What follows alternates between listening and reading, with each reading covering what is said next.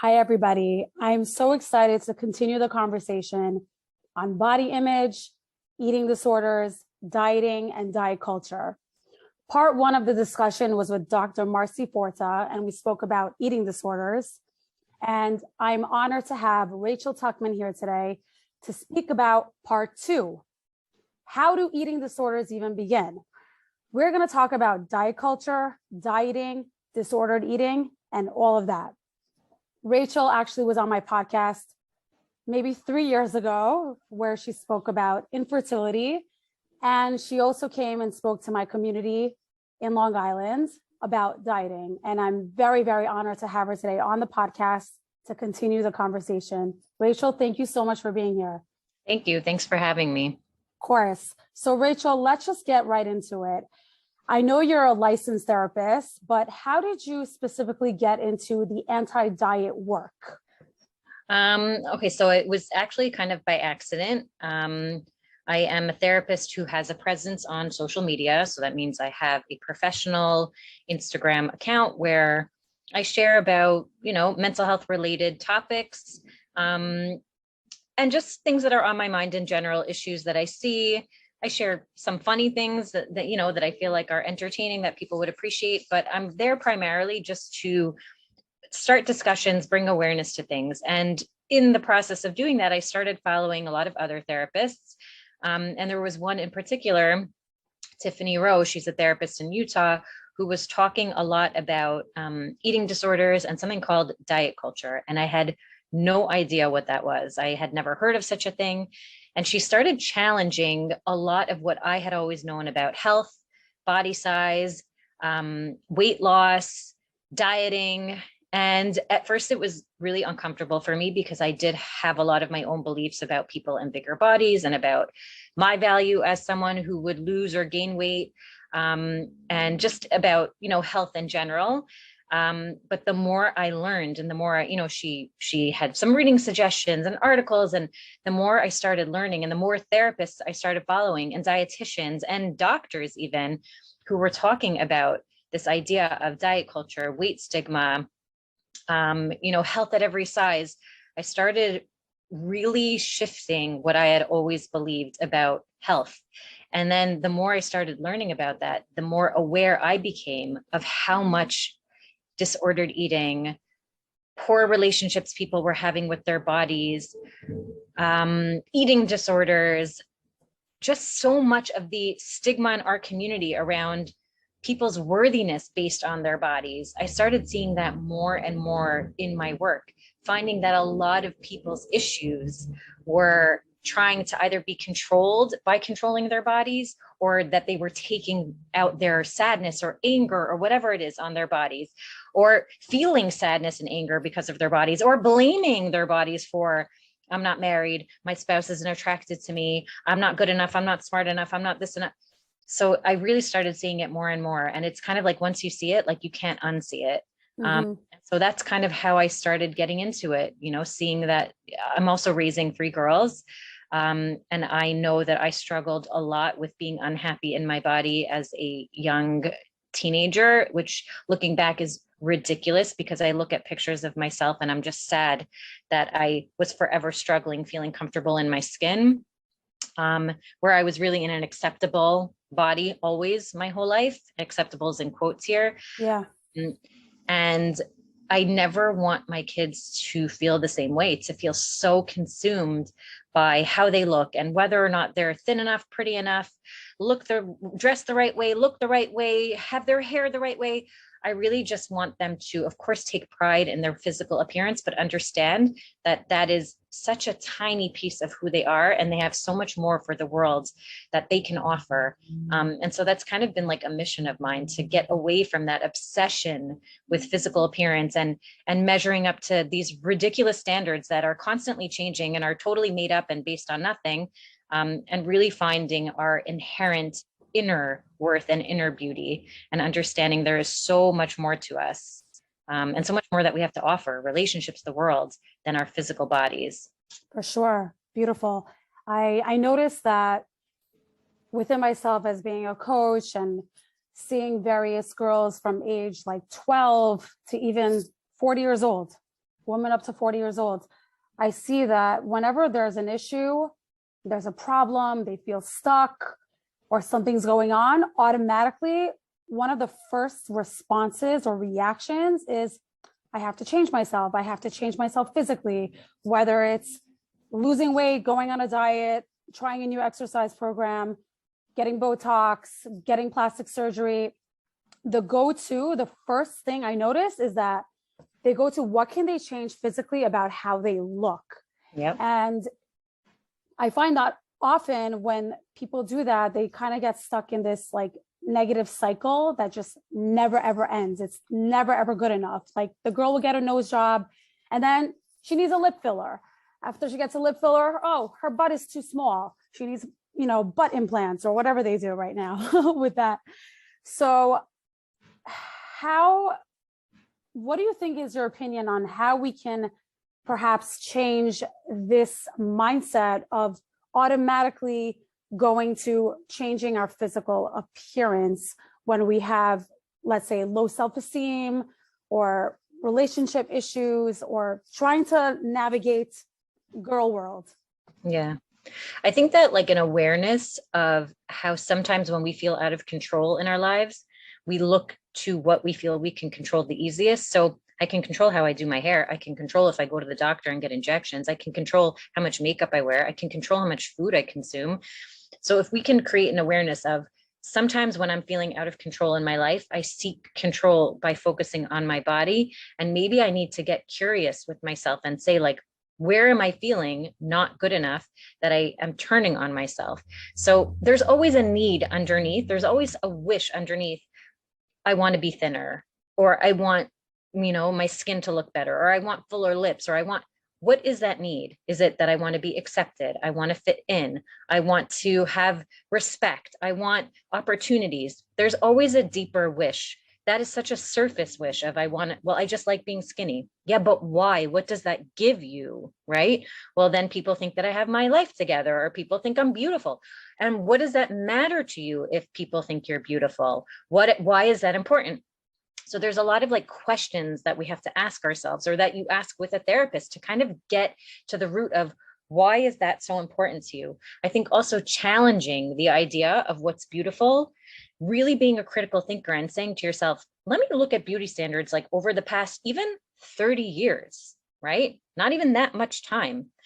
Even the past 20 years from the 2000s, let's stay in the 2000s, how much they have changed. And by the way, even in the last year, how the dictators of what's beautiful, right? This Kardashian family, they're changing it now, right? They have such a heavy influence on what we believe is beautiful. So last year, it was a very specific look, and this year it's turning. And I see a lot of people commenting on it on social media, how, oh, did she get that Brazilian butt lift removed? Is she on some weight loss thing? Is she trying to be thinner because now she's going to be a lawyer and she has to look a certain way? Whatever it is, they're changing the beauty standards. So now those curves and the big this and the big that, now it's all about being very thin again. Mm-hmm. So again, asking ourselves, like, who makes up these standards? Are they healthy, normal standards? And are they actually meaningful?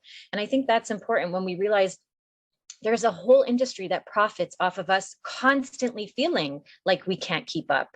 A lot of businesses would not be running if we actually felt good about ourselves. A lot of people would be out of work if we were just like, you know what, like, I'm going to let myself age. I'm going to just accept the body I'm in and take care of myself.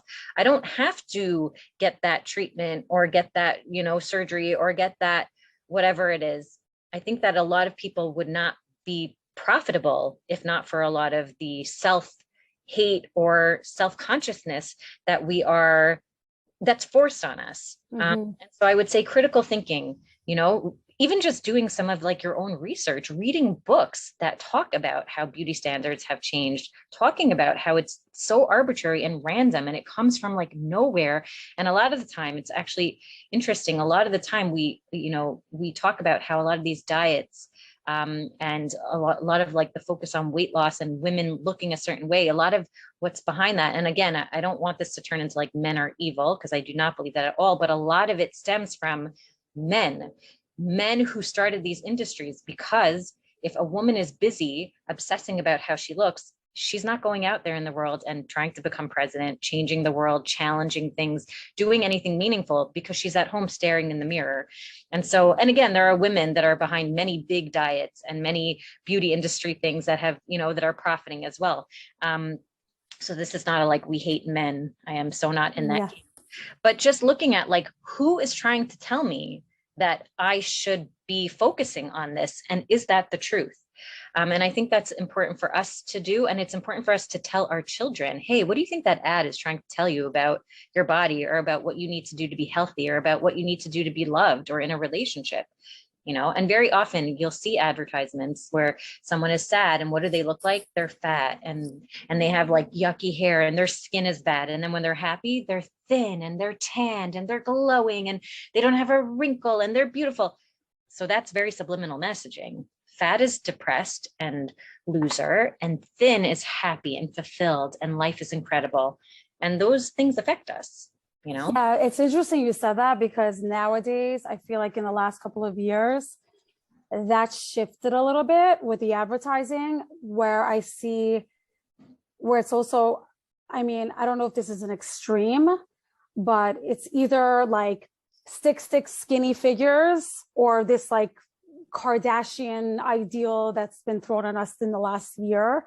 Or you see like in Target, they're promoting very, very heavy women that some people would say that's not healthy either. And these women who are being advertised are not sad and depressed, like you said. They're more, oh, look at me, I'm so happy in my body, even though to many other people in the medical field, or just objectively looking at them, they're like, no, that's not healthy either. So what do you have to say about that? So yes, and there's still a ton of pushback, because when we see those images, and if you look on social media, whatever, you'll see the comments underneath. That's not healthy. That's disgusting. Oh, now we're promoting obesity. What about their health? She's going to be dead at 20. Nobody wants to see that. But so yes, there is more awareness, and yes, there is change coming.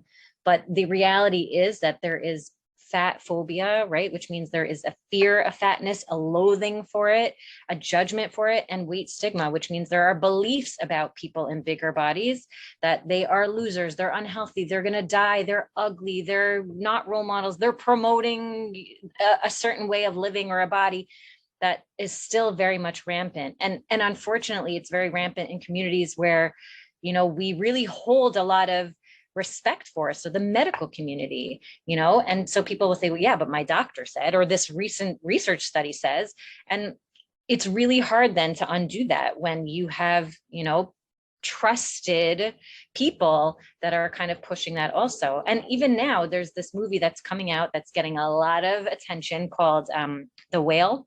No, I never heard of it. With Brendan Fraser. Okay. It's actually crazy. I haven't seen the movie, but I've read a lot about it. But the premise is that there's this 600-pound man who is trying to reconnect with his daughter after they grew apart. And he's trying to get healthier and lose weight and like change his life so that, because his family is worried about him. So this movie is painting this guy as this loser who loses everything, and he's so fat, and, and it basically paints a picture of like someone in a larger body is like this pathetic mess of a human being. And I wonder, could they have given us the same story with someone who wasn't 600 pounds? Why does he have to be fat for us to feel bad for him? But I think that they think it heightens the like Nebuch factor, Oh my God, the guy is huge, like what a loser. And so again, that's something to pay attention to. Like, why was that a necessary part of his role? And think about it in Disney movies, right? Ursula, the evil witch, she's a fat woman, a fat octopus woman. Like, in romantic comedies, like, is it the fat girl that's getting the guy? No, she's always the funny friend, or like, she doesn't ever get someone to love her or like her. Like, we are very fat phobic in this society, and we hold beliefs about people in bigger bodies that, again, it seeps into our psyche, even if it's not conscious. Daddy Pig on Peppa Pig, right? Like, and I hear this all the time. People do see it. Daddy Pig they are constantly making fun of him. He's this buffoon and he's so big and he can't do anything because of his tummy and it always gets in the way and he's so unhealthy.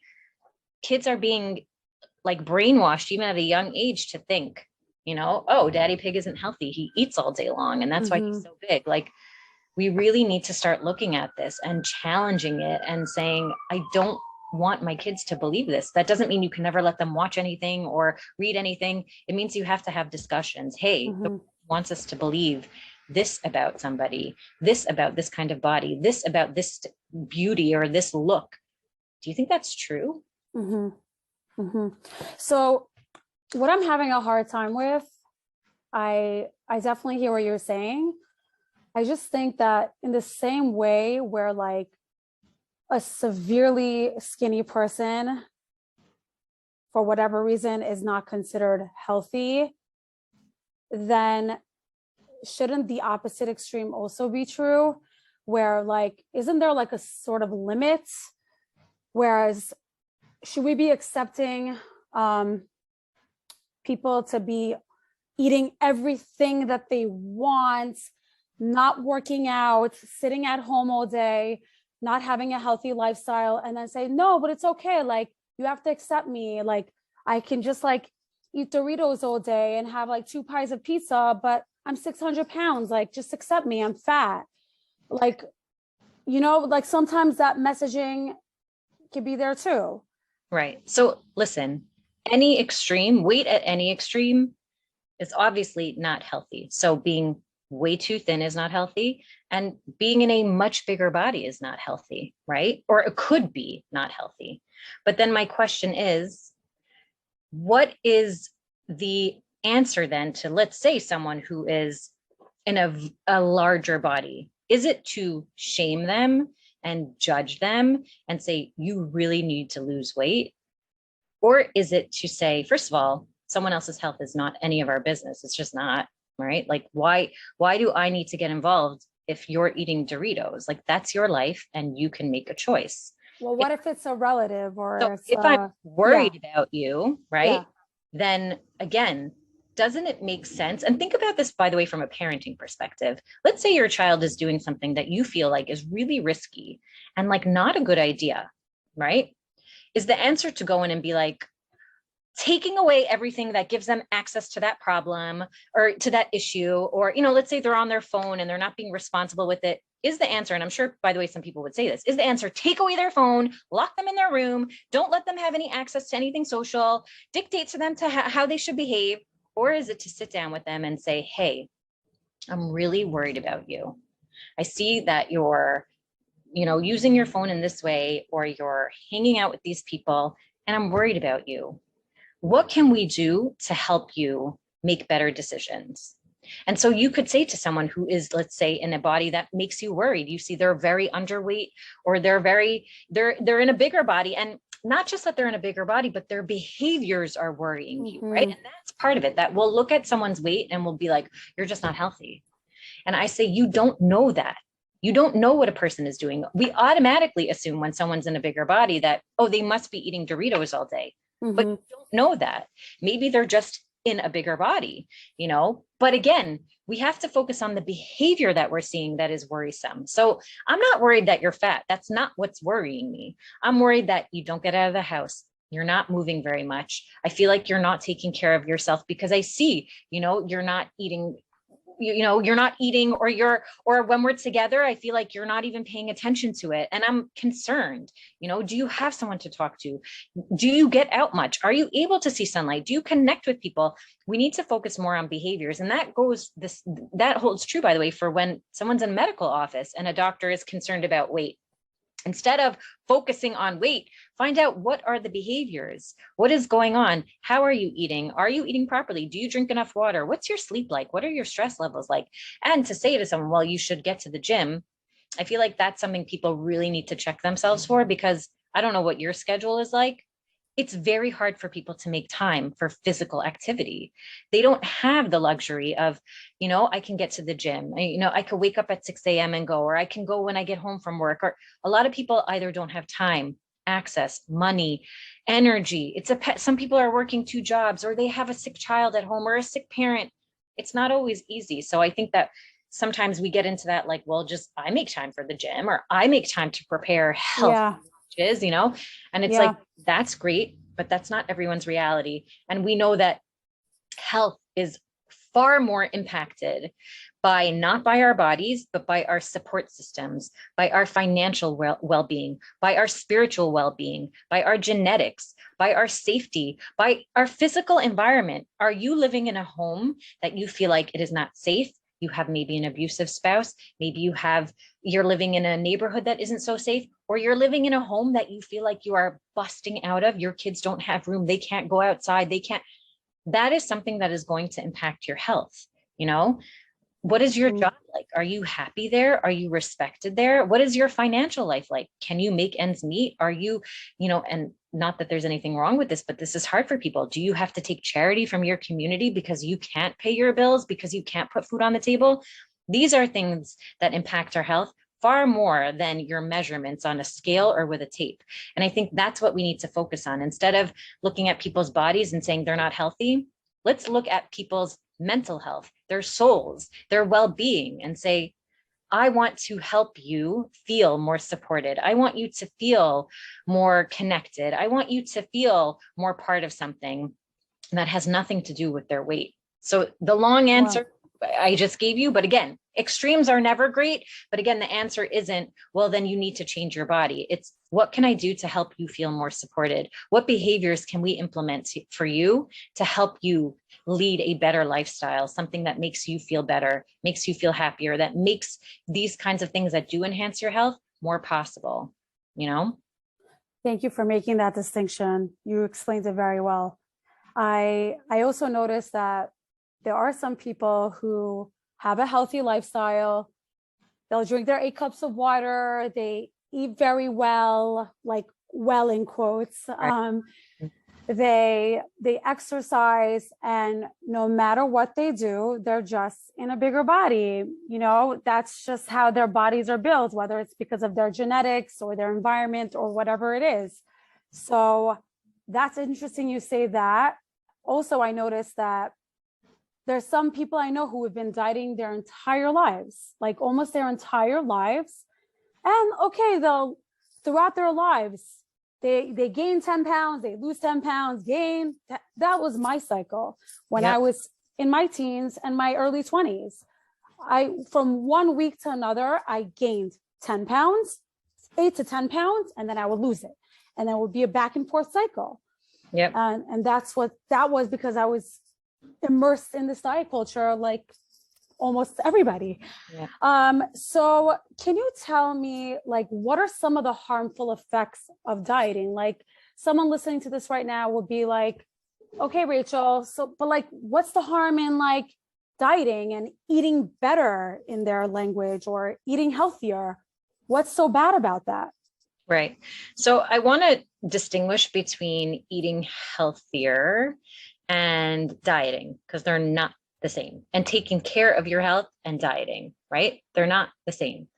Dieting is purposely restricting what you eat and cutting out things from your diet, from what you eat, in order to lose weight. That is one thing. Eating healthier is something, or improving your health is something completely different. You can improve your health and you can increase nutrient dense foods or fruits and vegetables and be benefiting your health without trying to pursue weight loss. You can be working out because you understand that exercise has a gazillion benefits for you that have nothing to do with making your body smaller, and you are improving your health. So I think that's important.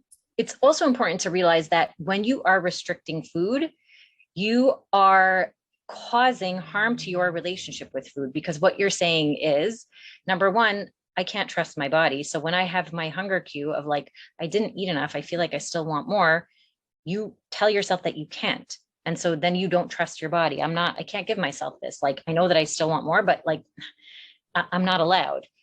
And you also then vilify food. Carbs are so bad for me. Sugar, I'm cutting it out, right? And slowly but surely, you start fearing food even. And think about it. If you've been on a diet, which I'm sure everybody here, I don't know anyone that's never dieted, but when you're on a diet, think about when your friends ask you to go out for lunch, or you have a bar mitzvah, or you have a wedding, how do you feel about the food that's going to be there? Usually terrified and nervous. What am I going to eat? Oh my God, there's gonna be so much food. What am I going to get? Or when you are there and you're eating, how are you feeling around the food? Anxiety, what's on the plate in front of you? Or if there's a buffet, oh my God, I just have to take from the salad bar, but that looks so good. I cannot go near the dessert table. I'm going to be out of control. It harms your relationship with food, with your body, and with trusting yourself. It can create anxiety, depression. And again, not just because, oh, now I'm all stressed about food, but a hungry brain can be anxious and depressed. It messes with our biology. So there are so many physical issues that dieting can cause. Osteoporosis, it can ruin your menstrual cycle. It can delay your menstrual cycle. Growth for kids, especially, it can stunt their growth. Vitamin deficiencies, hair loss, it can destroy your teeth. There are so many issues that we can have because of malnutrition. And again, dieting, some people will be like, malnutrition, what are you talking about? Yes, if you are someone if you're an adult, in a regular body, whatever that is, and you're eating the calorie amount that is assigned for children 4 years old, you are going to be damaging your body. Your body is going to decide, okay, I'm not getting enough energy, so I'm going to have to kind of like not use it for certain things, and I'm going to have to use it so that I stay alive.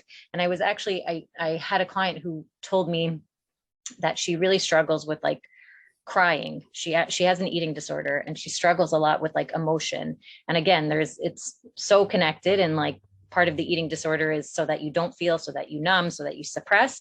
But also, again, from a biological perspective, your brain does not have energy to allow the emotion centers of your brain to release tears, anger, sadness, because it's thinking, I just need to make sure my heart is beating, my lungs are working, my blood is flowing. So that big fight that you just had with your friend that you feel like you should have feelings about, you want to cry, you want to be stressed, we don't have energy for that. We have to conserve it. And so you can shut down parts of your brain because your body just literally does not have the energy for it. So dieting is never a safe recommendation for anyone. It's never a safe activity for anyone. And again, I want us to differentiate between dieting and taking care of your health. You can include more fruits and vegetables and drink water and exercise and sleep well and do all of those things without having to focus on weight loss. And you can improve your health, I was thinking about, let's say someone has a medical condition such as, I don't know, diabetes, Crohn's, whatever, you name it. And because of their condition, they are literally not allowed to eat certain foods, whether it's sugar or carbohydrates. Let's say they're gluten intolerant. I don't know. What can they do? Because they have to go on a diet. Is that going to mess them up, even though they have to worry about their health as well? So there's a difference between not eating a food because you're allergic to it and it will damage your health, or because you keep kosher, right? Spiritual, religious reasons, and not eating a food because you are trying to lose weight. And just like to highlight here also, diabetes, like there's not really any food that you can't eat. I know it's commonly like thought like, oh, you shouldn't have sugar or carbs, but in diabetes, it's not actually cutting out, it's pairing foods that are actually more impactful for your health. So you can have carbs and you can have sugar, but you need to pair them properly to stabilize your blood sugar. So again, that's why I think education is so important. A lot of the time we think, oh, PCOS, don't have dairy, don't have sugar, don't have whatever, but that's actually not true. And that can actually cause PCOS symptoms to be worse by cutting out foods. So that's why it's important, I think, to work with a dietitian who understands nutrition science if you do have one of these conditions, and figure out how to best feed your body. And again, there's a difference between an allergy and just a diet. Like if I'm allergic to it, if I have celiac, it is not healthy for me to have gluten. It's not like I don't want to have it because I just think that gluten is bad for me. It can cause harm to my health, So I think there's a big difference between that, and again, right. If you're vegan, if you don't, eat animal proteins or whatever it is, again, there's an ethical reason that you don't want to have that, not because you think that it's bad or dangerous or unhealthy. There's room for ethical and religious reasons not to be eating a food. It's all about intention. What is behind this? Why am I doing this? Is it because I think it's bad, or is it because I have my personal religious or ethical reasons for not eating these foods, or allergy reasons, safety reasons? Yeah, exactly. Exactly. So you were saying that dieting is for the purpose of like losing weight, right? Um, is there anything wrong with someone wanting to shed a few pounds, wanting to lose weight, wanting to, in their eyes, look and feel better? Because let's say a person does have better confidence, does feel more attractive when they're like 5 pounds lighter, a little 10 pounds lighter. Is there anything wrong with wanting to lose weight? And can it be done without dieting? I don't think that there is anything wrong with wanting to lose weight. It makes complete sense that we want this. We are constantly bombarded every single day with nonstop messages that is very important, that is beautiful, that is healthy, that is important, that's why you're not married, and that's why your husband doesn't like you, and that's why your wife doesn't like you, and that's why you're not smart, and that's why you're not successful. It makes complete sense. So the answer is no, there's nothing wrong with wanting to lose weight. But then again, I say, let's push back then against that. We are made to believe, and people say, yeah, but I'm more confident when I lose weight. Yeah, but why are you more confident? Because we are told that you are more valuable and more beautiful and more marketable and more whatever when you are thinner. That's why. And these things are constantly changing, because back in the day, if you were heavy, you were in a bigger body, that was respectful, that was fertility, that was wealth, that was prestigiousness, that was right status. And now it's changed, right? Now weight is pathetic, sad, loser, right? From Whale, the movie. Again, so it's asking, what is it actually that your life is different, or is it that you believe, yes, when I look smaller, I am more attractive, I look better, I am more worthy? And why do you believe that? Mm-hmm. Because that's what we're sold. So no, there's nothing wrong with it. It makes complete sense. But I would always encourage someone to push back and say, first of all, is it something that's possible for me to do? Do I ever sustain this weight loss that I have? What do I have to do in order to do that, to get this weight loss, right? Mm-hmm. And Mm-hmm. also, does it actually make me feel better about myself in the long run when I gain the weight back? When, I'm struggling, I'm focused on my food all the time, I'm focused on my body all the time, I'm so distracted, I can't pay attention to what's going on in my life because I'm so terrified of gaining weight back, of getting off the diet, of not fitting into the dress, of not fitting into the pants. Yeah. You know? I also think it's so hard to go against the tide when not just media, culture, our family, our friends, everybody around you is so immersed in this diet culture and focusing on appearance, obsessed with appearance. Mm-hmm. And for someone to be like, quote unquote, the only one who doesn't believe in that, it's a very lonely experience, and it feels alienating, and people want to be accepted, and people want to be included, and people want to attract a shidduch when every matchmaker and your parents and friends tell you you need to lose weight and you need to do this and that. So it's hard. Yeah, it's very hard. Yeah. And I know that people think I'm crazy for what I say. I know it. I have friends who will jokingly make fun of me. Like I have one friend who is in a bigger body, and he'll always be like, he'll say something about it. And if I'm there, he'll be like, I know, love your body, Rachel. Like he'll joke about it. And I'm like, no, for real, don't talk about yourself that way, So he pokes fun at me, and he does not believe it. He doesn't believe that he could totally exist in the body he's in and exercise and do all the things that he does and be healthy. He's still so convinced that this bigger body is a curse for him, and that he's so out of shape, so yeah, it can be lonely. And there's times, by the way, that I'll see articles in magazines and in newspapers, and I'll see people I respect saying things that I'm I give up, I feel like I'm fighting this battle alone. But then sometimes I'll get a message from a parent, a mother, a woman, a man, a kid, somebody who says thank you so much for everything that you've taught me. It's changed my life. I'm viewing myself differently. I'm finally taking care of my health. I'm healing from my eating disorder.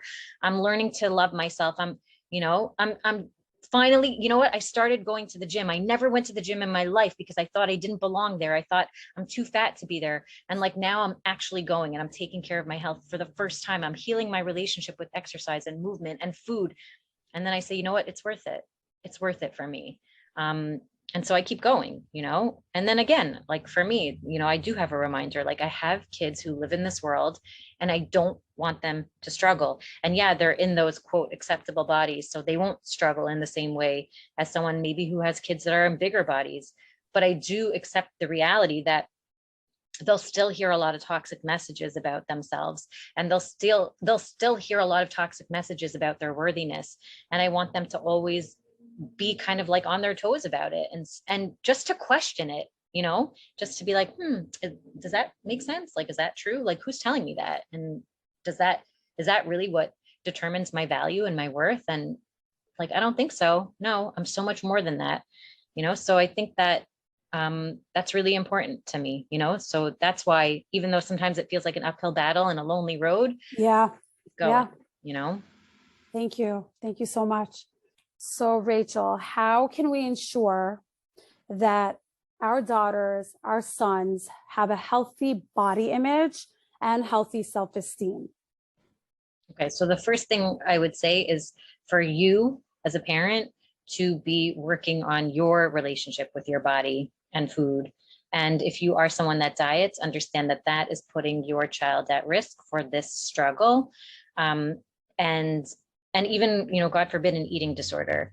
So taking care of that, making sure that you are someone that heals your relationship with food in your body. And if you're someone that grew up in a bigger body and you were put on diets as a kid and you struggle with weight, really make the effort to heal that so that you don't project those fears onto your child. That would be the first thing.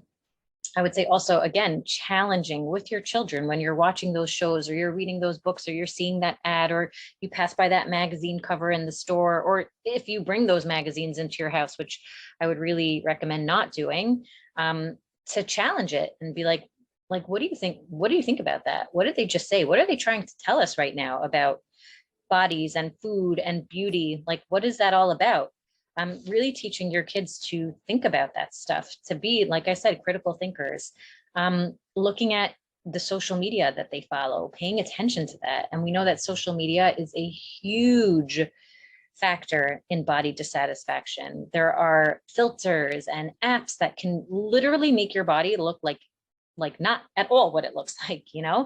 I've seen that, by the way. I've seen like I've seen influencers, celebrities, whatever, that in real life look nothing like they do on their page. And it's like, I didn't even realize that you use a filter because I've never seen you in real life. And now I do. And I'm like, you don't look anything like I saw on your page, It's like alarming. Do you follow the account Problematic Frame?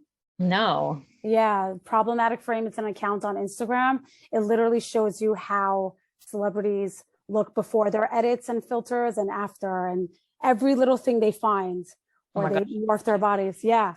Yeah, I'm gonna check it out. So it can really like mess with your head. And sometimes there's, by the way, people that you'll never meet in real life that are using these filters. So you'll never know that they don't actually look like that, So I think it sets us up for a lot of dissatisfaction, a lot of like, oh, everyone kind of has that same look, the thin nose and the big lips and the angled jaw and whatever it is. And so then you start feeling bad about yourself. So again, teaching your kids like that social media, and again, for yourself as well, we don't realize that even though we know it still impacts us, teaching them like about filters, about the fact that the internet is not real, showing them, sometimes, like, I'm sure my daughter will roll her eyes sometimes, maybe not, maybe she doesn't, maybe she's grateful that I do, but I'll send her those like, reels that I see of some of the people that I follow showing like, here's me using an app that's making my body look thinner. And here's what I actually look like. Or here's me transforming my face with all these filters. And here's what I actually look like. Because I want her to always be remembering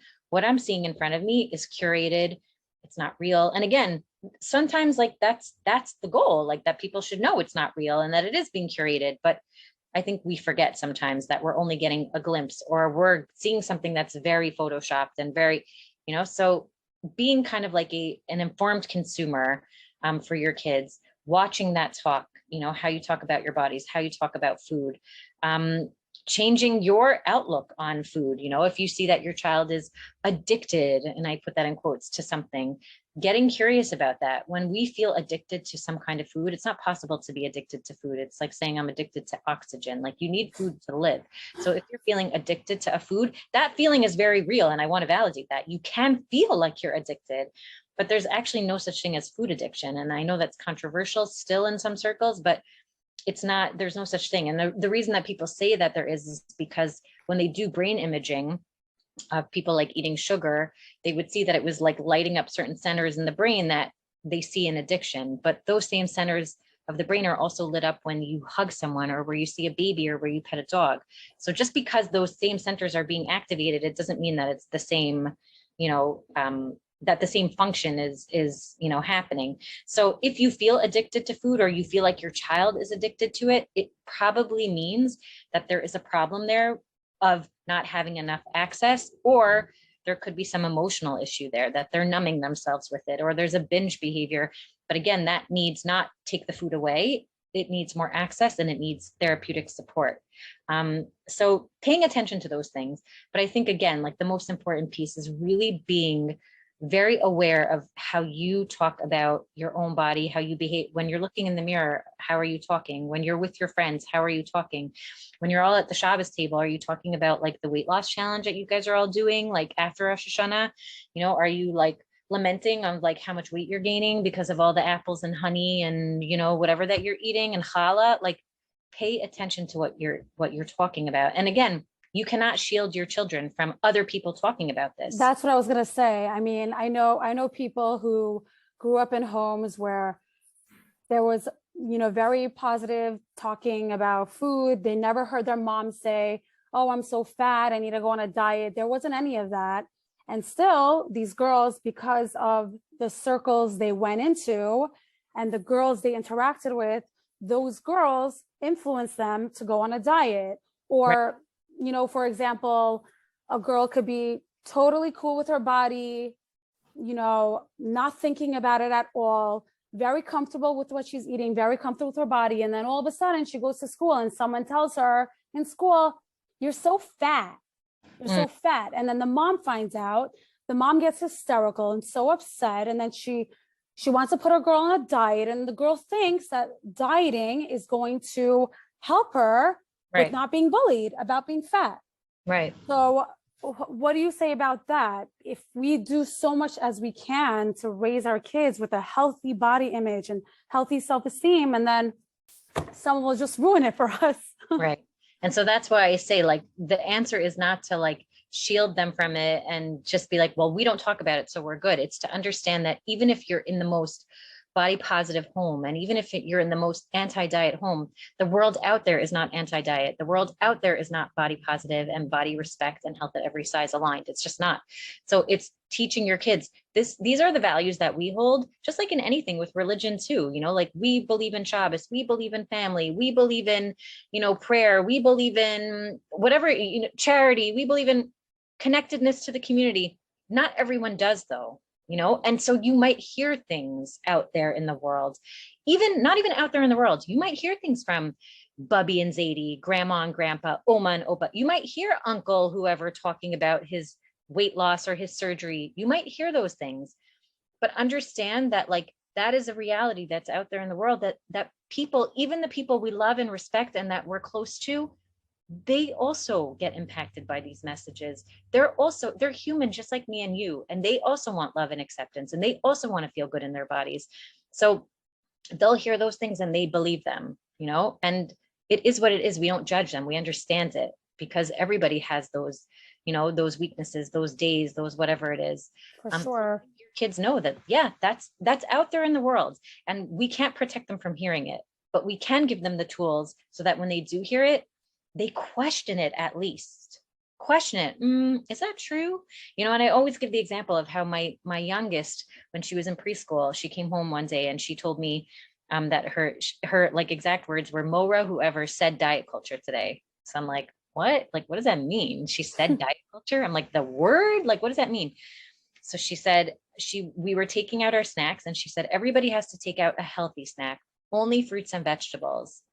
And she's like, and she said, she didn't say it out loud. She's very shy, and she's, she's not there yet. But she said, in my head, I was thinking all of the snacks are healthy, not just fruits and vegetables. She's like, that was diet culture, right?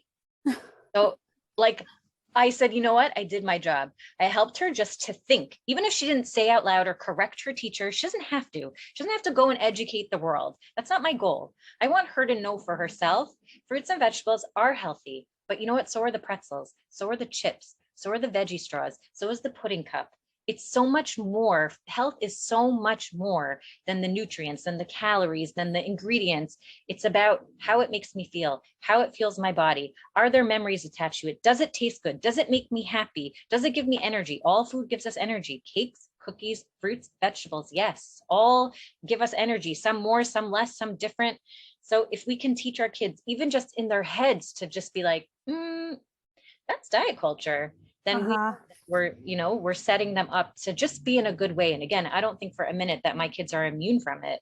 I know it's very possible for them to struggle, but I know at least I'm doing my job and just putting it out there. Hey, we don't have to think that. I know that's what the world tells us, but it's actually not the truth. That's not what healthy is. I really want us to focus on what health is.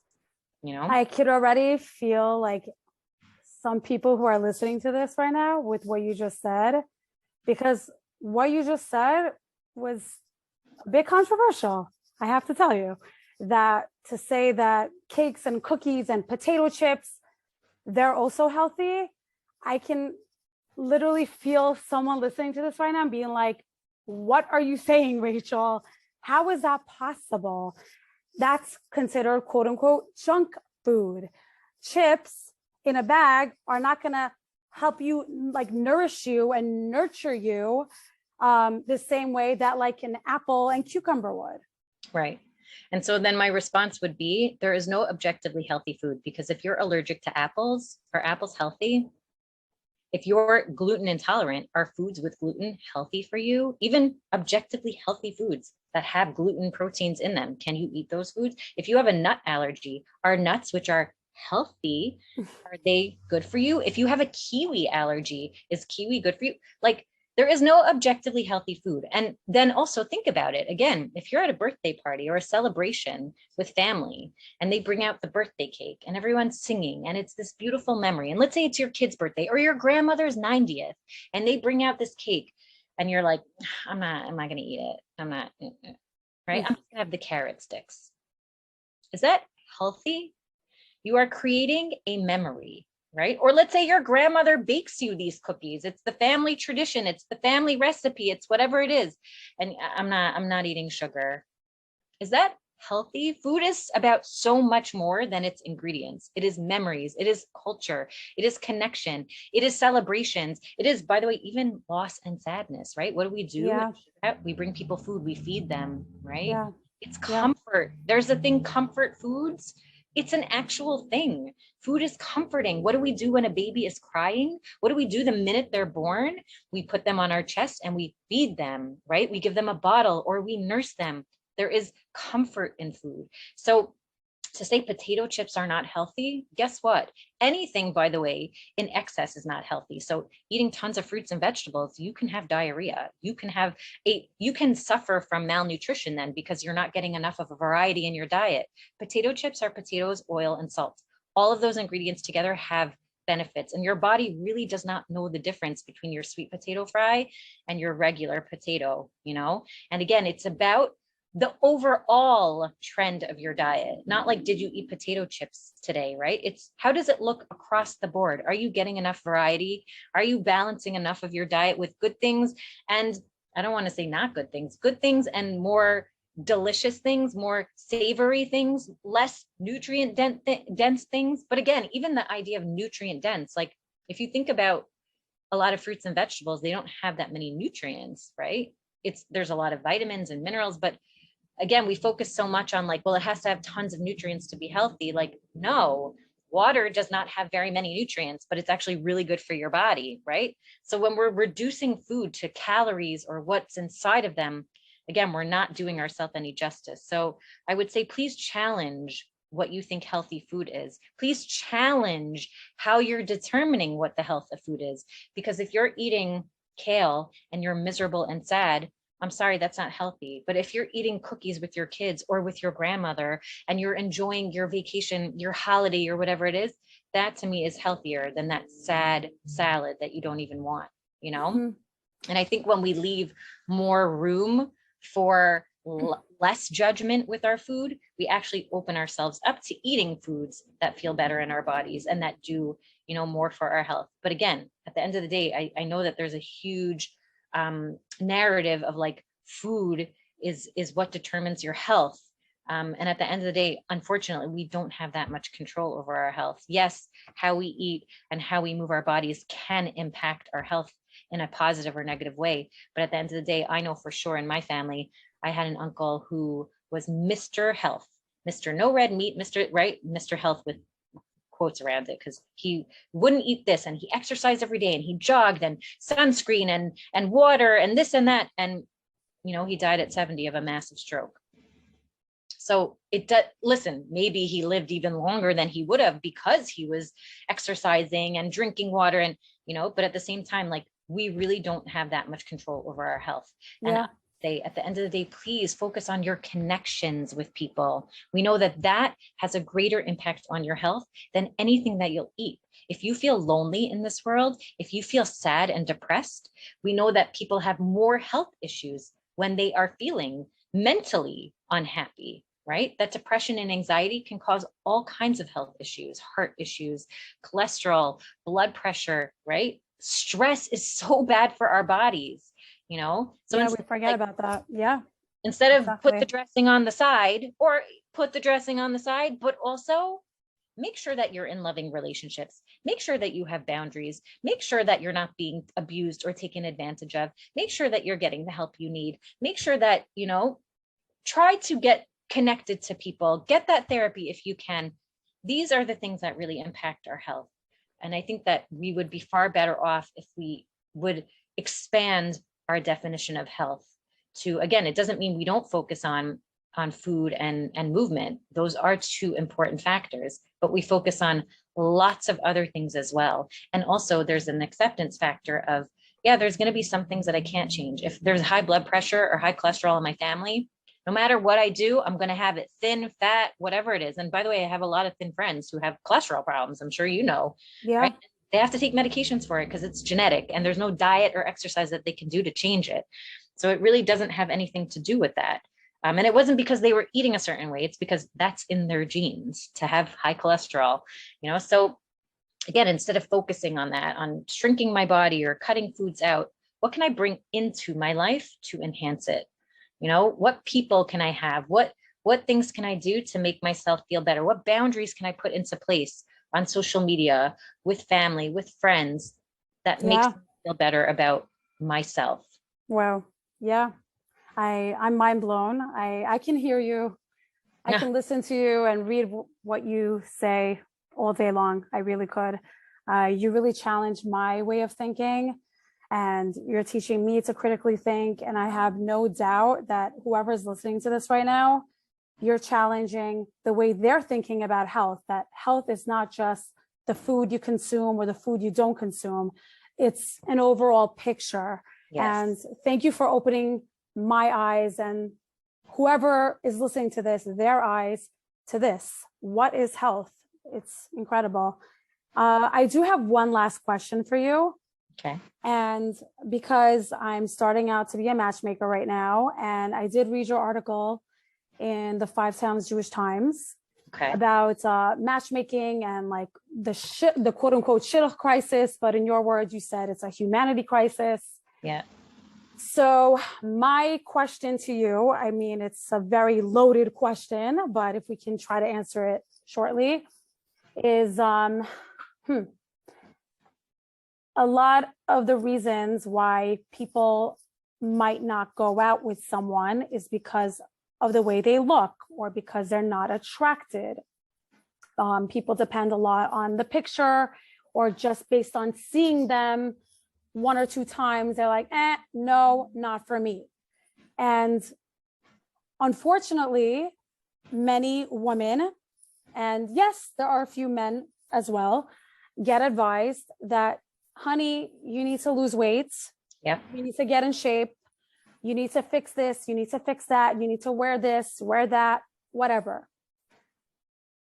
Is there anything wrong with image consulting or trying to tell someone how they can improve their appearance in order to attract a potential partner?